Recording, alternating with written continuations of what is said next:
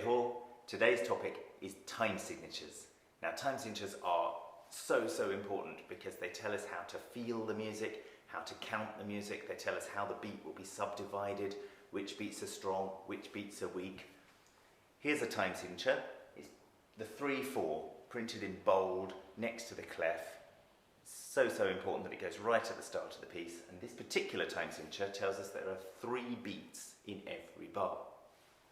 Here's beat 1, here's beat 2, here's beat 3.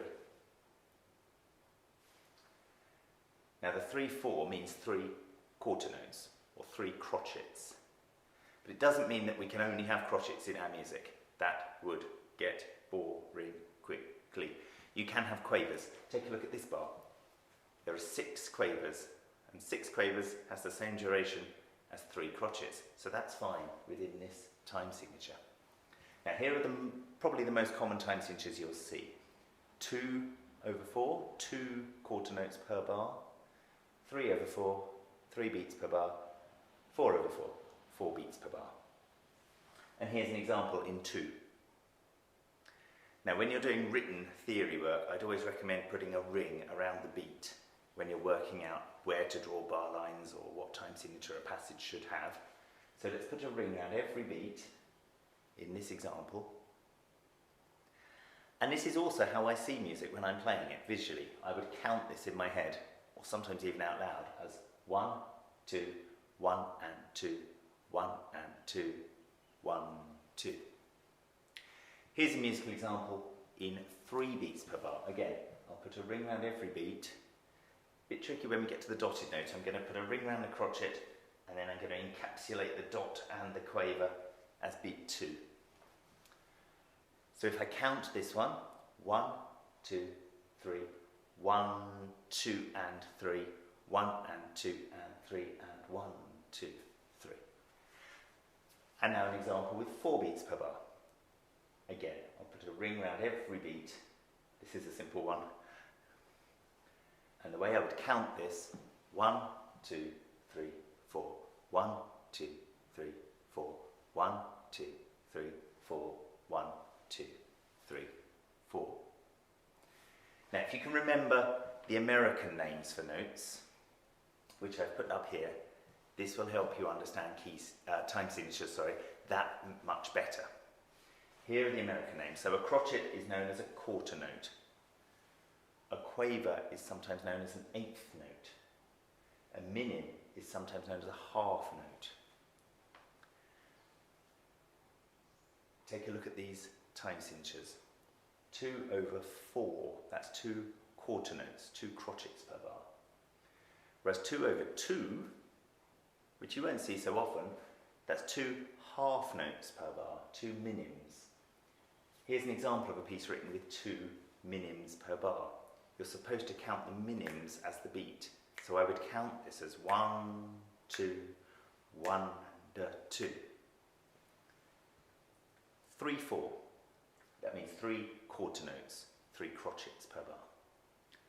3/2 is 3 minims per bar. 3/8, 3/8 notes per bar, 3 quavers per bar.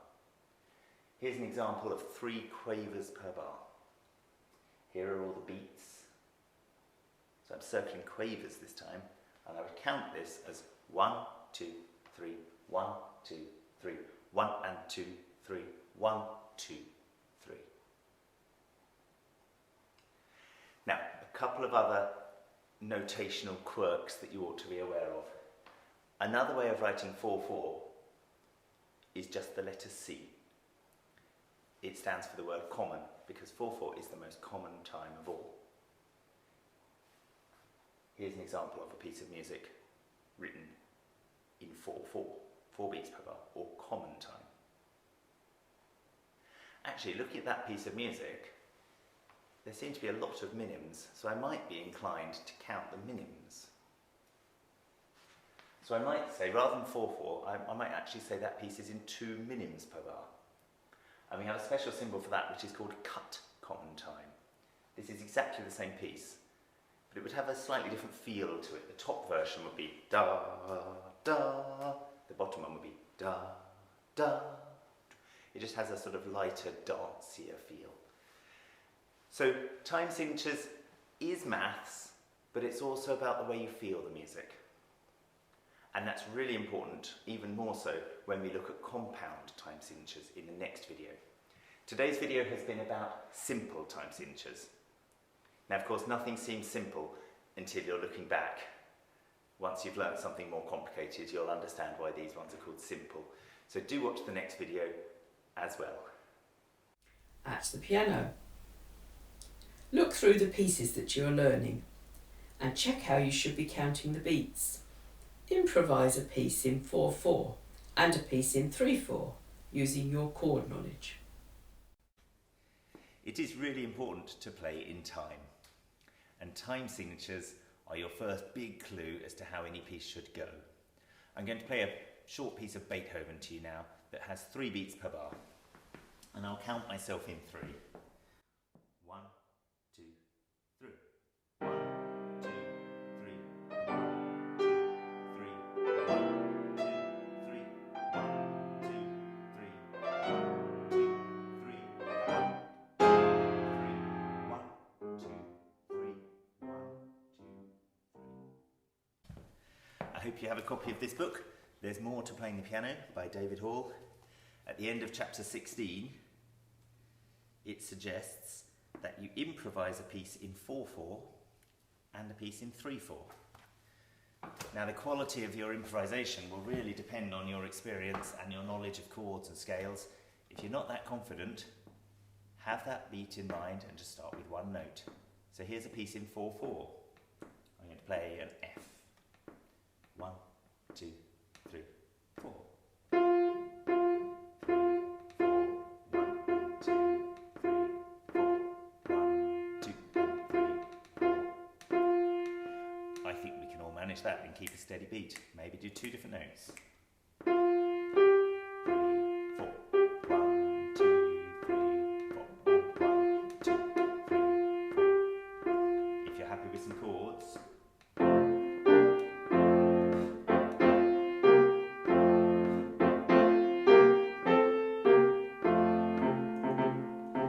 with more chords than that.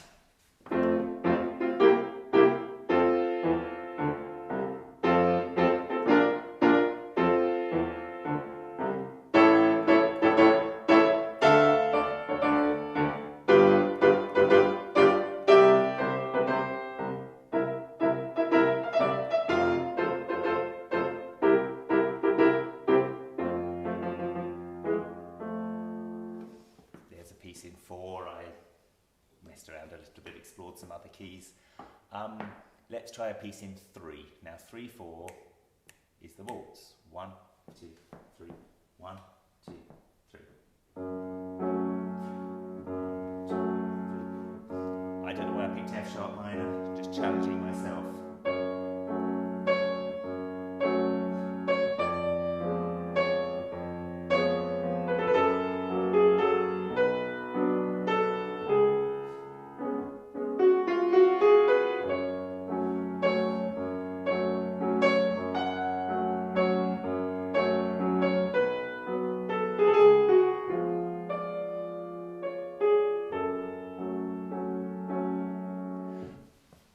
A tricky key for me, but I only used 3 chords. I used chords 1, 4 and 5 to make a waltz, and using a bit of stylistic knowledge as well.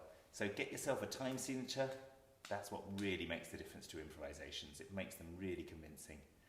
Then think of a style, pick a key and have some fun.